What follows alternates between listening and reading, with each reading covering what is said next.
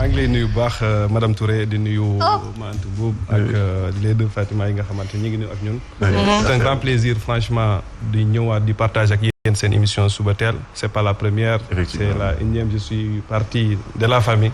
wax ak yéen ci li nga xamante ni moo soxal Sénégal soxal leen soxal ñun ñëpp muy wàllum dem ak dikk bi ci biir réew ak surtout ci Dakar. di nuyu nag les braves travailleurs de Dakar Dem Dikk les secrétaires généraux les délégués du personnel mais tout l'encadrement de la direction générale di nuyu sama waa dëkk waa Mbane.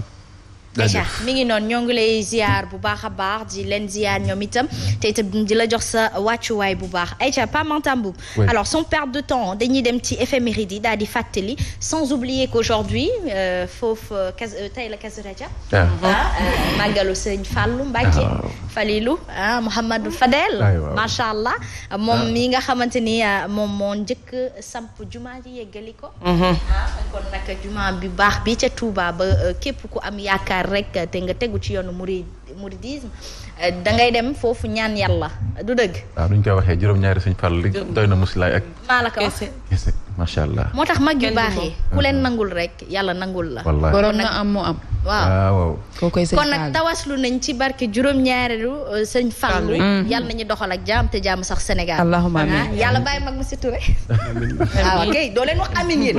ayca kii mooy Sëriñ Fallu pour ñi ñuy seetaan waaw macha allah mi ngoog. pour ñi nga xamante ni dañuy seetaan xam nga Sénégal mag yi kenn du leen fi présenté. waaye télé dafa yaatu. ba tuggal ak bitim réew nit ñi dañuy seetaan.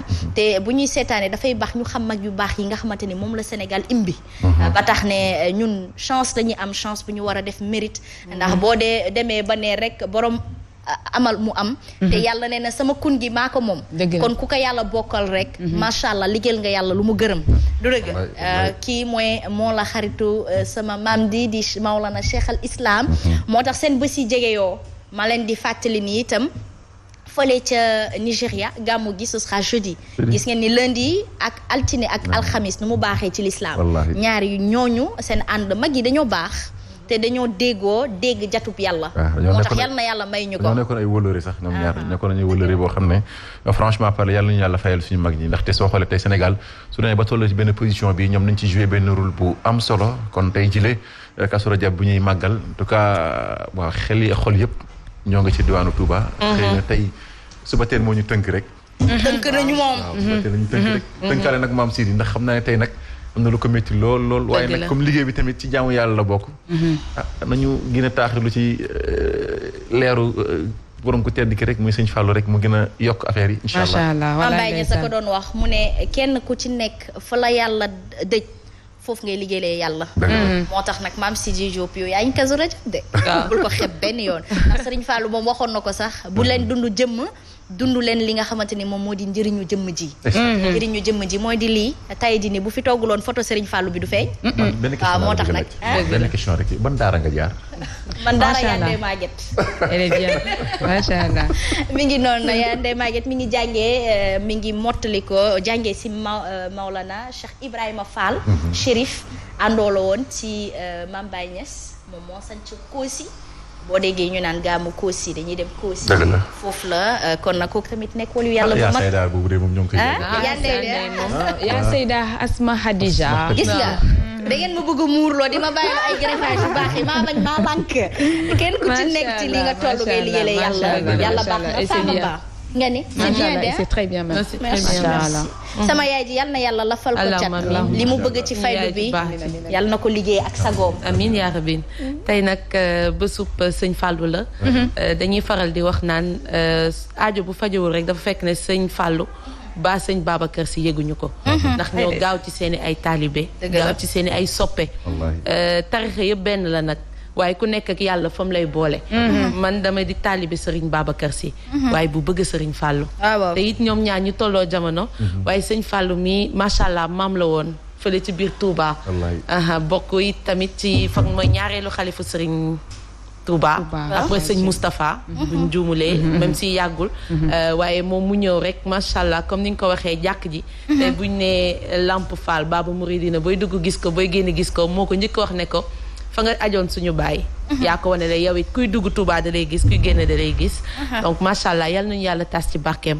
yarab bi yàlla yokk leeram macha allah daal ñi amuñu seen fay mag yi dañoo baax bëri ay nettali yu rafet moo tax booy wax ci ñoom faaw mu gudd nag waaye nag kon ku ci nekk rek nañ ko sàmm jox kenn ku ci nekk li nga xamante ne moom la ciy barkeelu ci bés bi Fatima Diop jaayee njureel jëndee ko taalibe mooy Serigne Fallou borom dindi di def di dindi je pense que ne ñëpp loolu lañu ko xamee et ñëpp loolu lañ koy waxa et gis nañ également boo ci marché Ocass ba sa njaareem également dañu koy wax da ngay jaay ba ngoon doo fay juuti jërëjëfe galas donc macha allah daal mu nekk loo xamante ne lu am solo la ñuy wax rek ne yal nañu yàlla fayal sunu mag yu baax yi nga xamante ne tey ji ñoom la ñuy màggal muy Kazu Rajab bi mu nekk weer wu am solo je pense que ñëpp xam nañ ko ku ci nekk rek boo ci jëlee nga jësi même bu dee benn fan nga woor ko ci def cee baax donc nga xam ne weer wi weer wu am njëriñ la weer wu am solo la et voilà comme ni ngeen ko waxee yéen ñëpp rek ñu koy ñaanal yàlla na yàlla defal ko jàmm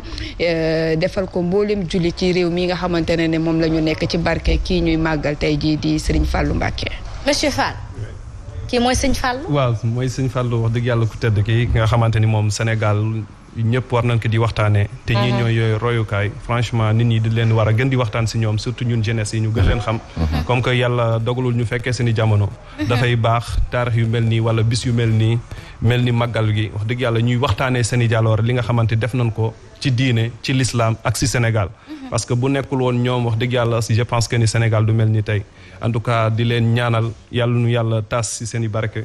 waaw yàlla nu yàlla jàmm yàgg Sénégal daal incha allah. chance gën licence ci kaw ñu def ko mérite moo tax nag mu barkeel bank yi dañoo baax waaye seen TV xam ngeen dañoo mën bës te nit ci loo mënta dund rek. nañ ci fës bu baax a baax looy woote woo na nga ko nduroo loolu la wolof Njaay wax moo tax nag ci suñu ay grand plateau defoon nañ fi ay zikkër yu am solo dañuy dem redécouvrir en la mémoire de ce rappel qui est l'appel du Kazu Rajab le magal de Kazu Rajab dañu koy déglu fii la xewe woon ci kër gi ci weerum koor gi maam Sidi bu baaxee ñu dem rabbil alamin yan nga na ngi nii tasbital bakulaan Mbàkke woor yan nga na ngi nii tasbital bakulaan Mbàkke woor ku way te wayoo ke ma way abduram ngay ween mbaate buur Sëriñ Mursala Fallilo ku way te wayoo ke ma way abduram ngay ween mbaate buur Alaaji Fall Mbàkke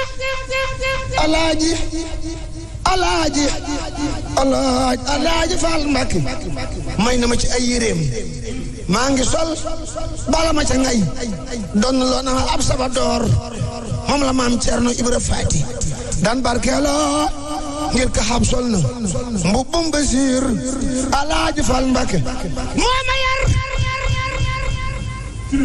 moo ma yar bul ma roy ku ma roy xam ne roy dul fi biir man de leer wuute naa man de naan gañ da njaay wuute na bukki njuur Alaaji Fall Mbàkke li nga neel ay wookaa du ko lay yàlla noppi na bi teeki biir Baye Cheikh Moutala la gërëm Baye Cheikh Moutala Baye Maymunatun de suka joor Alaaji Fall Mbàkke mooy fal di folli te ku ko neex mu fala ngay fale Alaaji Fallu Mbàkke mooy fal di folli te ku ko neex mu fala ngay fale ki mooy saahibul kumala Alaaji Fallu Mbàkke mooy fal di folli te ku ko neex mu fala ngay fale ki mooy saahibul kumala moom raw na mbooleem i fiyaaram ci wàllu gune soo daanu bi daanu fuuri naari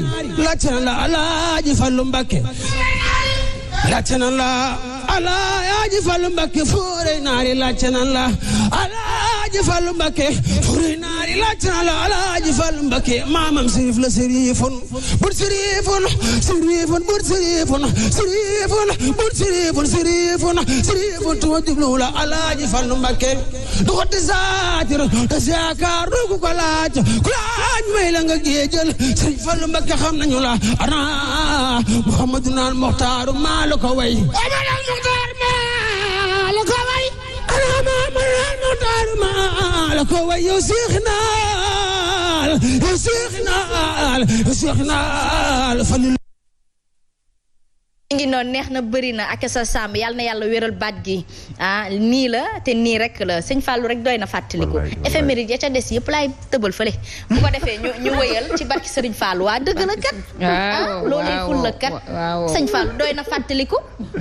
mi ngoog maa ngi ziar képp ku nekk ci diwaanu Touba di sàkku si yéen ñaan. te ngeen ñaanal yàlla Sénégal jàmm sax fi lépp luy yëngu-yëngu ci wàllum politique bu naree yee fitna yal na yàlla wàccee ko bu baax a baax ba Sénégal nekk dëkkub jàmm gi ñu ko xamee te mu ci wëy Pamantam Mboup dañuy dugg ci wàllum tàggat yaram daal di dem ci li nga xamante ni moom moo di l'actualité sportive alors basketball éliminatoire mondial 2023 buñ ci àddoo waxtaanee le Sénégal qui termine premier du groupe D après sa large victoire devant le Kenya. Oui, c'était hier donc à Dakar Arena gannaaw nag bañ doon jeexal lu jëm nag ci ñaareelu fenêtre éliminatoire Coupe du Monde 2023 ñu fas yéene ko amoon foofu ca Japon Philippines ak Indonésie Sénégal nag moo dal looloon boobu les compétitions ngir nag balaa ñoo dugg ci troisième fenêtre bi nga xam ne mooy dernière fenêtre jëm nag ci éliminatoire bi nga xam ne mooy basketball Coupe du Monde 2023 waaye nag démb Sénégal dafa nag jeexal compétition bi avec la manière ndaxte dafa daan équipe bu Kenya 100 ci 55 kon Sénégal 100 points la marqué Kenya am 55 Sénégal nag finalement moom moo terminé ci groupe D bi même si que nag amoon na benn faux pas bu mu defoon ci digganteem ak RD Congo ci seen deuxième sortie ba tax na kon mën nañ jàpp ne nag lu jëm nag ci dernière fenêtre bi nga xam ne dañ ko amal ci mois de juin jàpp juillet ñu fas yéene ko amal foofu ca Caire kon Sénégal bu ci amee ñaari ndam rek dina ko nag permettre mu bokk ci 5 nations yooyu fas yéene teewal Afrique ca foofu ca Japon Indonésie ak Philippines 32 nations ñoo fas yéene teew gannaaw ba match bi jeexee ki leen tàggat di Mamadou Gueye Pa bi ak yenn ci ay joueurs yi amoon nañ satisfaction gis ne bilan bi même si que am nañ ci défaite waaye nag c'est un bilan positif dañ ci teewlu kon Mamadou Gueye Pa bi ak yenn ci ay joueurs yu équipe nationale si seen jokko ak Sadio Abibouka. parce que suñu objectif si njëlbeen moo doon am ñetti victoire tey jii am na ñaari victoire. kontaan rek lañu def parce que dañu waroon rattrapé wu suñu match bu ñu def démb bu ñu perte suñu kanam def nañ ko respecté nañ ko suñu coach alhamdulilah. 2-3 c'est pas mal suñu sañoon ñu dem 3-3 parce qu'on joue à domicile mais xam parce que bu demee noonu on peut pas gagner tous les matchs mais xam 2-3 c'est pas mal. Aïcha mi ngi noonu Pamantam Mboup mi ngi nga doon wax lan nga ne suñu défense bi ci diggante Congo bi oui défense bi c'était dafa xawoon des quoi vraiment des dañoo encaissé lu bëri offensivement parlant il y avait des choses à régler surtout bu Congo bi ma seetaan bu baax. Pamanta daal di wax ne. il y avait trop de défis techniques nag. franchement par même le coach Mamadou Gueye Pa bi l'a reconnu. démb pour wane ne nag au niveau des 3 points Sénégal amoon na nag ay bëri yu mu ci manqué woon certes que démb nag. rectifier nañ le tir. nag ça arrive comme basketball moom souvent des fois day am jour yoo xam ne peut-être day am nag cohésion bi xam day des. wala peut-être ak pression bi nga xam ne Sénégal amoon na ko comme. doon jouer à domicile mais malgré que Mamadou Gueye Pa bi a su rectifier le tir ak joueurs yi on espère bien que nag beneen fenêtre bi avec le retour des cadres parce que tamit fenêtre bi nii ku ci mel ni ñoom Gorgui Sy Dieng ak ñoom Kevin Annan ñoom teewuñ ko woon mais on espère bien que nag dernière fenêtre bi ñoom dinañ teew pour permettre Sénégal mu mën a nag participer ci Coupe du Monde 2023 foofu ci Indonésie Japon ak Philippines. Aïcha ñu àddu ci football Ligue 1 11e journée de Génération Foot occupe déjà la première place du championnat malgré son nul face à Guédiawaye FC. Oui c'était ce week-end Génération Foot mi doon laale foofu ci stade bu Amadou Barry ak ñi di waay Guédiawaye FC mais finalement match bi nag 0 but partout la ñu def naam sax ni Génération Foot ba fii mu nekk ci première place bi am 19 points plus 6 Tëngéej moom nag jàppal ne ci ay jafe-jafe la nekk ndaxte bëri na ay match nul yu mu teglantoo Tëngéej mooy l'équipe championne en titre score bi gën a mag nag ci 11e journée bi AS Pikine moo ko réalisé ci kaw ñii di waa US Gorée AS Douane moom dafa gën a nag suuxal ñii di waa Jàmbaar gannaaw ba mu leen doonee benn bal ci dara 7 bi nag la ñu jot a marqué ci 11e journée bi ci leeral dañ ci ànd ak Soxna Fall. bëccëg yi dañuy tegloo di nuroo lool ba nu dooraate championnat bi ak léegi yenn ci équipe yi dañoo teggi seen tànk bi tamit raar na lool juróom-ñaar képp lañu daal di dugal ci fukk ak benneelu bëccëg bi mu am juróomi match nul ñeenti moom far amul sax but ñaari ndam kese lañ ci nemmeeku AS Douane mi daan Jàmbaar AS Pikine lapp yu metti US Gorée ci ñeent ci dara mooy score bi gën a rëy ci bëccëg bile ñoom kese ñooy équipe yi am ndam bile di ñeenteelu defetam Jàmbaar ànd ci ak Ndiambour de Louga ñi ngi ci zone rouge bi ñaari équipe yooyu ku ci nekk benn ndam kese nga am ba ñu dooree ak léegi. Génération Foot mooy leader ba tey naam match nul moo dox ci digganteem ak GFC ñu mën a jàpp Casa Sport mi amal juróom-ñaareelu match nulam waaye ba fii mooy équipe bi nga xam ne amagul défaite moo nekk sax ci ñaareelu place bi. mbir yi doxatul ci Tëngéej FC mu nekk ci digg tableau bi ci juróom-ñaareelu place bi Tëngéej ñetti victoire la am ñetti défaite ak juróomi match nul. Aïcha mi ngi noonu Soxna Fall cant ak ngërëm ñeel na ko. waaye moom nag mu ngi suivre bu baax a baax Ligue 1 bi ak Ligue 2 bi mu nekk nag expérience bu am solo nag la ci am parce que moom bokk na ci journaliste yi nga xam ne championnat bu Sénégal maîtriser nañ ko bu baax a baax gannaaw nag Ligue 1 boobule sax jàppal ne Dakar Sacré-Cœur moom. dafa def match nul ci digganteem ak ñi di waa Jaraaf bu Dakar 0 partout Jaraaf nag waxtu bi mu occupé 5e place bi ak 17 points derby Thiès bi nag kon démb jàppal ne Seneps Excellence bu Thiès dafa def match nul ci digganteem ak ñi di waa Mbour Petite Côte 0 partout ci Ligue 2 bi nag la ñuy addu jàppale ñoom tamit amal lañ seen 11e journée naam sax ni tey nag la ñu ko ndar kepp 16h30 ci diggante ñi di waa Stade de Mbour ak Walidane ñaari équipe yi nag. day nekk nag le duel des leaders ndaxte ñoom ñaar ñoo tolloo poñ ku nekk am nga 22 points Thiès moom FC dafa daan ñi di waa Renaissance bu Dakar 3-2 teewul nag Thiès FC ba tey moo ngi ci nag zone rouge bi NGB dominé ñi di waa Amitié FC 2-1 même score la ñu nemmeeku ci diggante Sonacos ak Kër Madior Demba Diop nag moom moo daan Oslo FA 3-1 Iso ak Port Autonome bu Ndakaaru 1 but partout la ñu def kon jàppal ne 17 but nag lañ jot a dugal ci 11e journée bu Ligue 2 bi en attendant tey ñu fas yéene ko ndar képp ci diggante Stade de Mbour équipe bu Walidane. Aïcha foofu ci Thiès la ñuy daal di desandi Thiès a rendu hommage à Mame Moussa Cissé mu nekkoon sélectionneur de l'équipe nationale féminin de football du Sénégal. oui gannaaw nag 10 ans Sénégal toog gëj nag dem.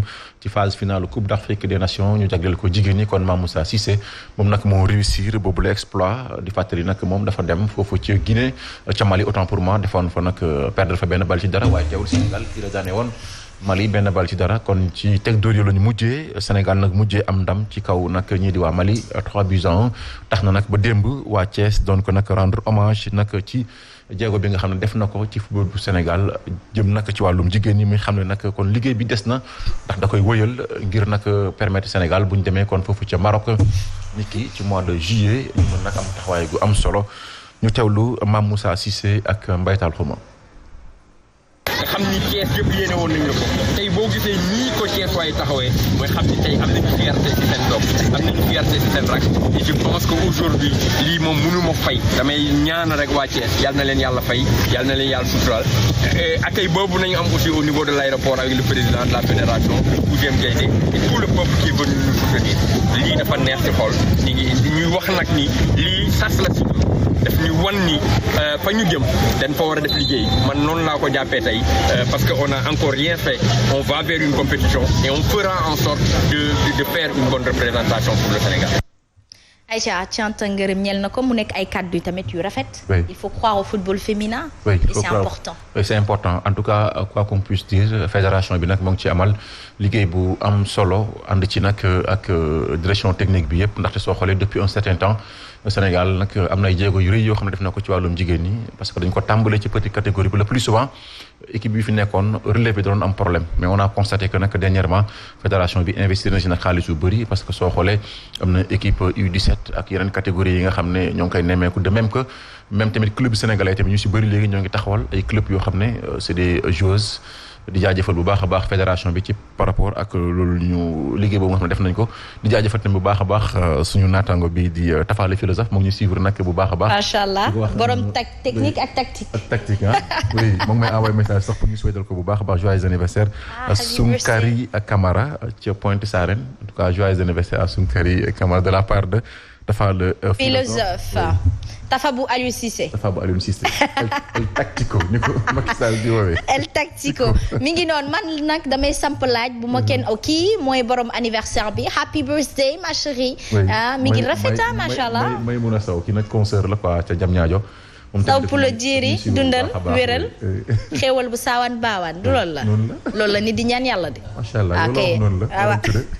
Touré Mandi Mori Aïcha mi ngi noonu bul génne sama Nobel bi fii yow tamit gars yi dina commencé di ma taxé da nga samp jalañ da nga samp jalañ xam nga luy samp jalañ. mais nopp moo wóor nag. ah.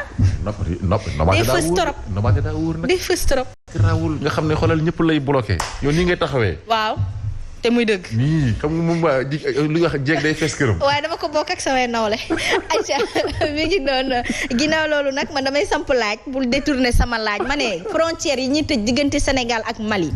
mbaa du impacté football bi. en tout cas lu ci mënti am daal Sénégal moom amul dara lu mu wax ndax Sénégal moom xam naa ne moom sonal na Mali nag day ces temps yi nag moom. ci wàllum football bi daal xam naa ne Sénégal xam na ci waa talonné un peu nag Mali waaw mais not bokk ci nag xam naa ne moo tax ñoom buñ sañoon ñu tëj frontières yi nga xam ne duñu leen gagné. non mais mi ngi noonu donc justement on ne peut pas fermer ci et ouvrir ça. non mais il faut que waaw dafa bëri doole. dafa bëri doole. kon nag c'est le sport roi comme on dit. mais justement c'est pour interpeller au fair play de la place et de la position du Sénégal. Oui. Il va falloir ouvrir ses frontières et laisser la collaboration se faire parfaitement. Aïcha mi ngi noonu dañuy nuyu